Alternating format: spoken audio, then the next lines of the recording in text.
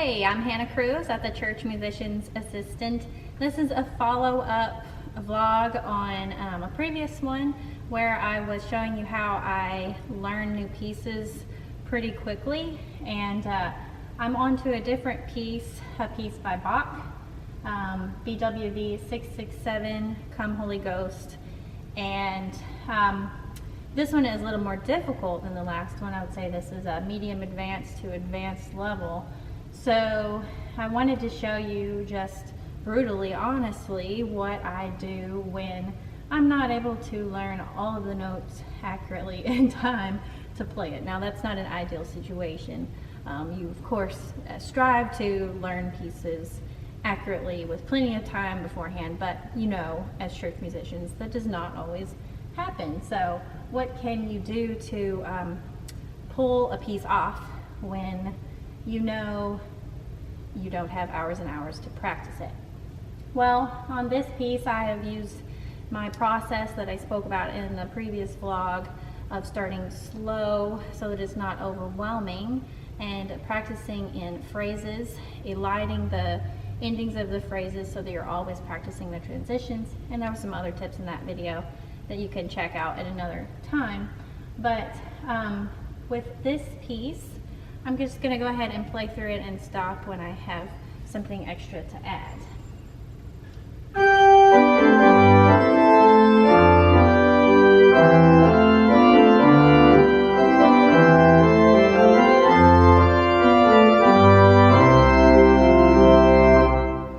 So there I'm really playing off of the rhythmical pattern and just sort of putting my feet on autopilot, because I can see visually that the pedals go down in a scale and they're always on the third beat, or the third part of the beat. So I'm letting parts of my brain go on autopilot, and that's one tip. So I'm going to keep going now.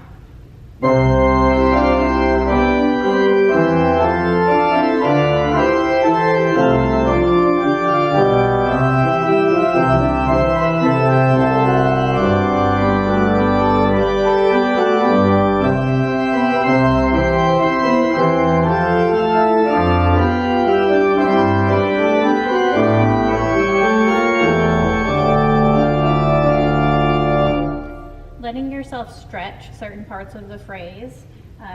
It adds musicality, but it also gives you a split second of time to look ahead and just give yourself a little time to refocus. So that can be helpful. Try to look at least a beat ahead at all times. It takes a lot of stamina and a lot of energy to do that, but it will help you throughout the piece to play it more accurately.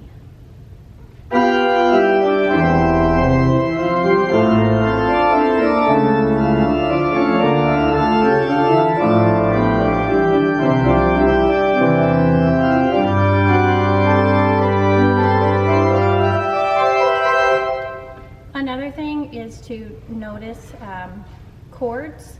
So a lot of times in Bach you do have polyphony in the hands and the feet, yet the chord stays the same for at least a beat most of the time. It's not like the harmonic structure is changing that fast. There are just a lot of running notes. So if you can notice the fact that, you know, this is a scale, and then this measure has a pattern of descending scales,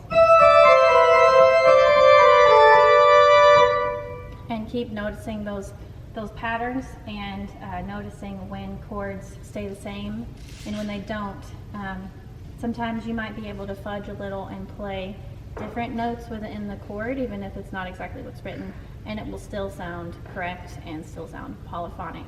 And I know Bach scholars are going to be very angry at me for suggesting something like that, but honestly I don't think that most people can tell. I can't even really tell from listening back to my recordings when I play one little note a little differently than what Bach wrote, as long as it is within the harmonic structure.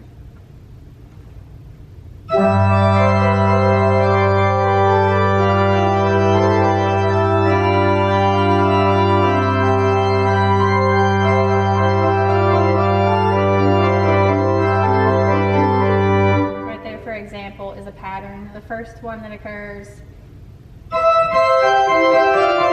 then there's two more in succession that are exactly the same.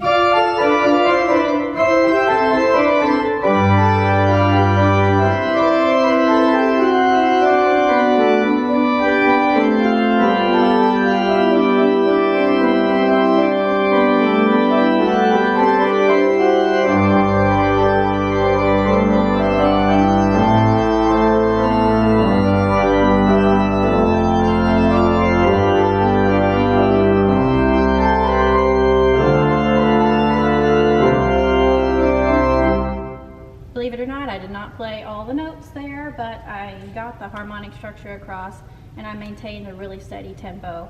So you can always aim for the next beat, you know. You can hold what's written on the first beat, kind of fudge in the middle, and then make it to the next beat. And as long as the tempo is really steady, oftentimes that provides a sense of stability to the listener.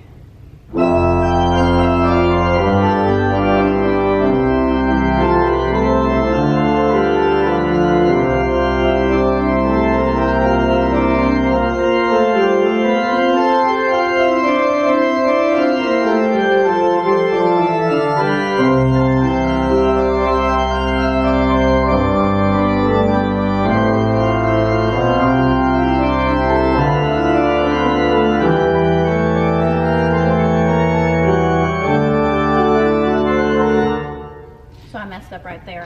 That's not ideal. But anyway, you would go on with these sorts of tips for the rest of the piece.